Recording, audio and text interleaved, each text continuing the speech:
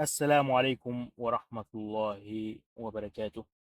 علمتني الحياة علمتني الحياة إن الناس كلها مش زي بعضها، إن الناس فيها منها الكويس، في منها المتوسط، في منها السيء، في منها الذي يرجى بقاؤه، وفي منها الذي هو وبال على الناس ووبال على الأرض، وعدم وجوده رحمة.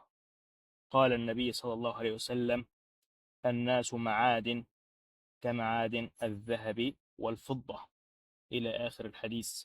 في ناس وقت ما تقابلها تبقى أنت بالنسبة لك مكسب في حياتك، وفي ناس وقت ما تقابلها يعني تكره أن تقابلها أو تتواجد معها أو تريد أن تنهي الحوار. وده بيذكرنا بحديث النبي عليه الصلاة والسلام: المرء على دين خليله فلينظر أحدكم إلى من ينصح. موضوع باختصار إن عاوزين نعرف دلوقتي الصديق الحسن من الصديق السوء.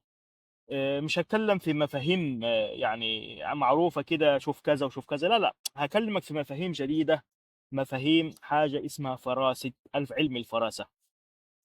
مبدئيا كده يا إخوة، أنا كطبيب باحث وكطبيب بعالج المريض، فما ينفعش أوصف علاج كده مثلا أقول علاج تقليدي أو علاج مثلا زي الإبر الصينية والبتاع، حاجات غير مثبتة علميا بما يعرف في الطب يعني ميديسين اندبندنت ميديكيشن أو كده، اللي هو يعني آه، حاجة علاج مثبت طبقا للإيفيدنس أو الساينتفك إيفيدنس، أو شيء دراسات علمية تمت وتجارب لإثبات ذلك، يعني التداوي أو العلاج.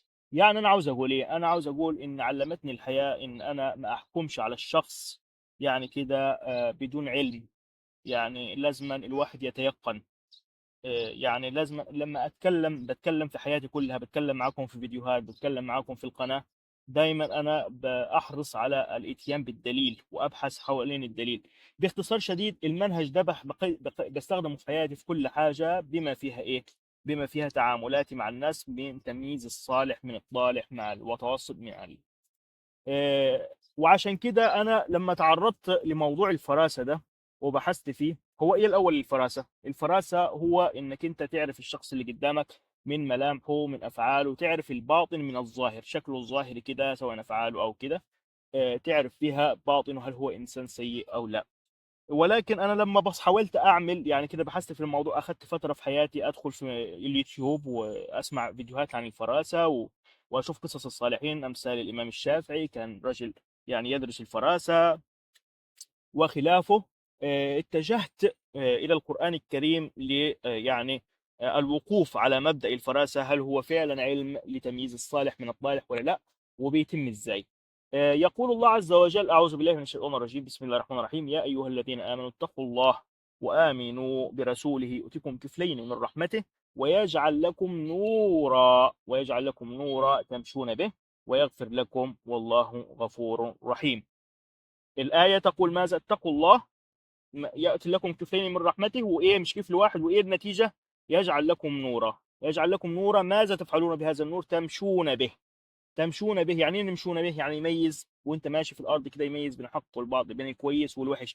آية عامة تمشون به، يعني انت وقت ما تمشي في الطريق بتمشي على خريطة، صح؟ لازم تمشي على شيء. هو التقوى دي هي محل اول حاجة انت لازم تعرفها، محل انك انت يبقى عندك نور، انك انت تميز بيه الصالح من الطالح في جميع امور حياتك.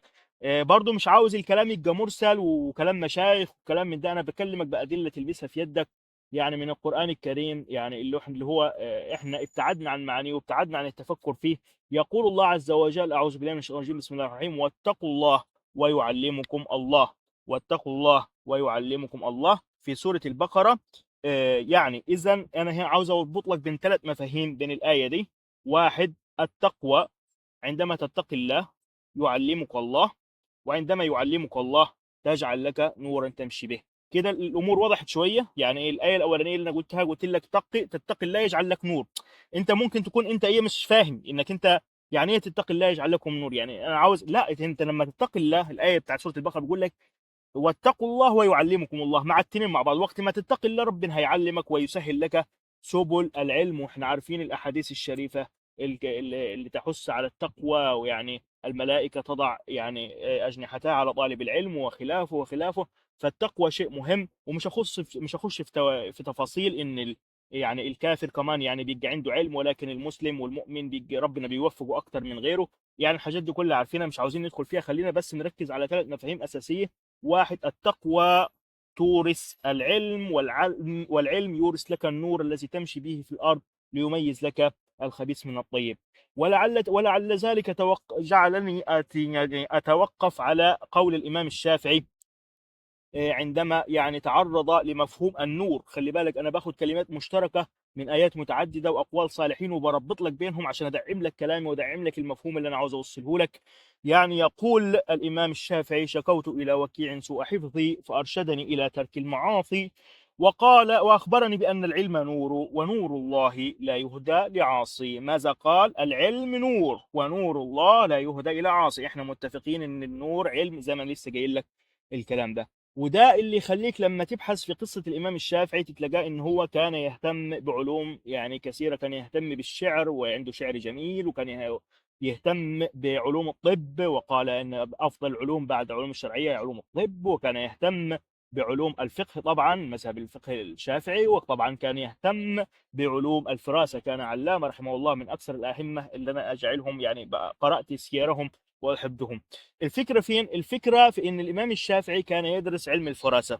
علم الفراسة يعني يقول لك من أشكال الوجه. يعني هو علم كده يدرس يعني شكل الأنف لها شكل معين، شكل الجورة يعني الجبهة، شكل الشعر، مش عارف إيه. حاجات كده أنت ممكن لما يعني تتخيلها كده مع نفسك يعني يقول إيه ده، حاجة صشمة صشمة بالتركي، يعني حاجة أي كلام، يعني إيه اللي شكل كده بتفهم الشخصية وكده. ولكن يعني سبحان الله بيقول لك ده علم تمام. أنا فعلا عاوز أبحث فيه وأشوف كده. ولكن الذي هو لا فصال فيه ان في علم اللي هو علم اللي هو الظاهر. الظاهر ما يبدي الباطن، وهي افعال الناس. واللي انا ده يعني اتوقع يكون اكثر دقه من مجرد الاستماد بتاعت الوجه، وهو افعال الشخص. ويعني تشوفه، يعني انت عارف عندنا في مصر بيقول لك ايه، عارف صاحبك قال لك عارفه، قال لك عشرته، قال لك لا، قال لك ايه ما تعرفوش. يعني انك انت لما تعاشر شخص وتقعد معاه وتشوف مواقفه في الكذب في الصدق، وانت عندك مبادئ اساسيه بتقيم عليها ان المؤمن لا يكون كذاب، وان المؤمن لازم أن يصلي لان الصلاه تنهى عن الفحشاء والمنكر. وبالتالي لما ما بيصليش فبالتالي هتتلقاه عنده فحشاء ومنكر كتير، فهيبقى شخص مش كويس. يعني عندك امور واضحه كده وثوابت بتقيم على اساسها. وهو عشان كده انا برجح الافعال عن بس الشكل، مجرد الشكل. ومش عاوز يعني اقول يعني العلم ده باطل ولا كده، لا. يعني امام الشافعي يعني كان ليه احد القصص بيقول ان كان في مرة ذهب إلى مدينة فيعني أتى الليل يعني. وبعد كده حب إن هو يسكن عند حد، فخبط على باب واحد. فالشخص الواحد ده أول ما شافه كده قال ده لا يرجى منه خير، لا يرجى منه إيه خير، من وقت ما شاف السمات بتاعته. ولكن سبحان الله الرجل يعني استضاف الإمام الشافعي في بيته واكرمه خير كرم. يعني فبيقول لك قعدوا ونوموا على السرير اللي هو ايه بينام عليه، وكلوا من افضل الاكل اللي هو يعني كان بياكله، او حتى ما كانش ياكله يعطي الامام الشافعي. الامام الشافعي قاعد طول الليل يفكر، يقول ايه ده انا قضيت طول عمري في علم الفراسه ده، ويعني ضيعت وقتي فيه ما فيش حاجه استفدت منها. الراجل انا شايف سمات غير اللي بيعملوا معايا، شايف السمات بتاعتي ان هو شخص مش كويس، شخص بخيل، ويظهر عليه البخل، ومن المستحيل انه يستضيفني في بيته. ولكن العكس انا شايف حاجات تاني.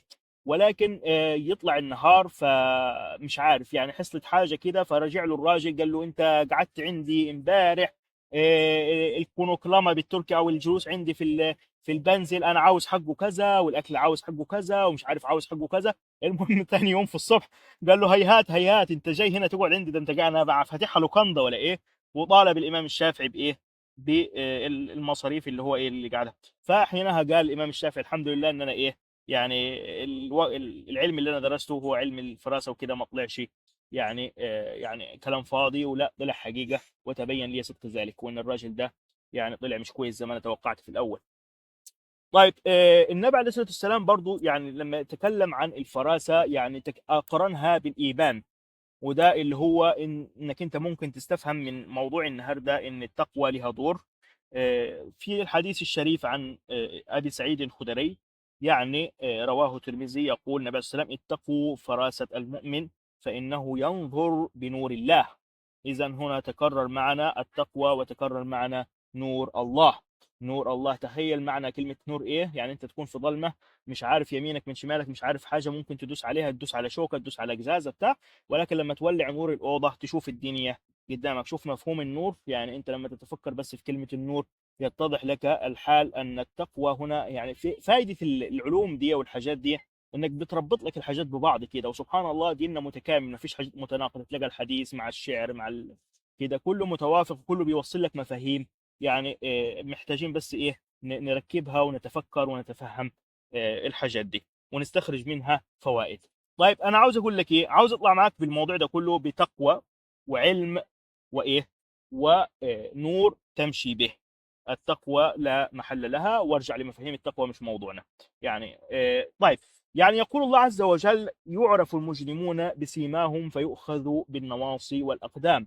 إذا السمة يعني العلامة، مش كده؟ يعرف المجرمون بسيماهم، وكأن المجرمون يعني على وجوههم علامات آه، تعرف بهم، وكأن المجرم يعني يعرفه، ولكن مش أي حد يعرف العلامات دي. ولكن في النهاية في علامات تميز الناس نفهمها من الآية دي: يعرف المجرمون بسيماهم فيؤخذوا بالنواصي والأقدام. لما دورت أنا برضو في موضوع الفراسة ده، قال لك الإمام ابن القيم، قال لك قسم الفراسة لثلاث أنواع. إيه هم الثلاث أنواع يا دكتور عبد الرحمن؟ قال لك: واحد، حاجة اسمها الفراسة الإيمانية. نمرة اثنين، الفراسة الرياضية. نمرة ثلاثة، الفراسة لأهل الفطنة والطبيعة. يعني ايه برضه مش فاهمين؟ باختصار شديد كده عشان ما اطولش عليك: الفراسه الايمانيه اللي احنا عارفينها دي، الفراسه اللي هي بتاعت ايه؟ واتقوا الله ويعلمكم الله، واللي هي بتبقى طبعا يعني ايه، تكون ناتجه عن نور الايمان. خلي بالك كلمه نور بتتكرر معانا، وصفاء القلب، وهي ارقى انواع الفراسه، لقول النبي صلى الله عليه وسلم: اتقوا فراسه المؤمن فانه ينظر بنور الله. الفراسه الرياضيه بيقول لك دي ممكن تبقى مع الكافر ومع المسلم، ما تبقى مع اي حد. بيكون بمجاهده النفس، يعني بمجاهدة النفس والبعد يعني عن الأشياء، الشهوات والمخالفات، مما يؤدي إلى قوة إدراك عالية، حتى يبلغ أحيانا مرتبة يشاهد فيها المعاني المجردة. طبعا هنا في فراسة أيضا تكتسب دي، الفراسة خلقية. الفراسة الخلقية، وهو علم الفراسة اللي هو يعني برع فيه الإمام الشافعي، اللي هو من شكل الوجه ومن الحاجات دي. وطبعا أنا بضيف للفراسة الخلقية دي، بضيف ليها حضراتكم، هو موضوع الفعل. الفراسة الخلقية دي كمان، الخلق ده يدك وشيء، بتعمل إيه أو أنت بتتعامل إزاي مع الناس. فهي معرفة يعني التعريف بتاع الفراسة الخلقية أو الطبيعية بمعنى أدق، طبيعة الإنسان نفسه وتصرفاته. أنت يعني وقت ما تتعلم ده، يعني ممكن يبقى علم وقت مثلا تلاقي مثلا حد مثلا في شيء معين، تقعد معاه مثلا آه، أسلوبه، طريقة كلامه كده، بتتدخل فيه علوم النفس وعلوم البسكياتر وكده. أنت وقت ما بيجينا المريض كده، بس أعرف دكتور يعني دكتور نفسي قال انا بعرف المريض من دخلته كده، هو عنده ايه، وبشخص وكل حاجه من حركاته وافعاله، بشخص المرض بتاعه. الجماعه بتوع البسكياتري ده الواحد بيخاف منهم، بيعرفوا الواحد كده من طريقه كلامه، يعني كمان بيشوفوا ناس كتير وبتاع. فيعني الفكره في ايه؟ الفكره في ان ده موجود، ده علم يدرس انك تشوف الشخص بافعاله وكده. هي معرفه اخلاق الناس واحوالهم من خلال ايه؟ ملامح وجوههم وافعالهم، وهي قريبه من علم الفراسه في الطباع. يقول الله عز وجل: إن في ذلك لآيات للمتوسمين. قال: أي للناظرين بعين الاعتبار. تمام. هذا وبالله التوفيق. أردت فقط يعني أن أنبه لكم على أنك أنت وقت ما تحكم على شيء تحكم بدليل. نمرة اثنين، أنك أنت تلتزم التقوى حتى يورثك الله العلم الذي تميز به وتمشي به في الأرض في جميع أحوالك وتعاملاتك مع الناس. أردت أن أوصيكم يعني بالتعامل والاجتماعيات والاختلاط بالناس. يقول النبي صلى الله عليه وسلم: المؤمن الذي يخالط الناس ويصبر على أذاهم خير من المؤمن الذي لا يخالط الناس ولا يصبر على أذاهم. هذا وبالله التوفيق. كان معكم الدكتور عبد الرحمن أيمن من تركيا. السلام عليكم.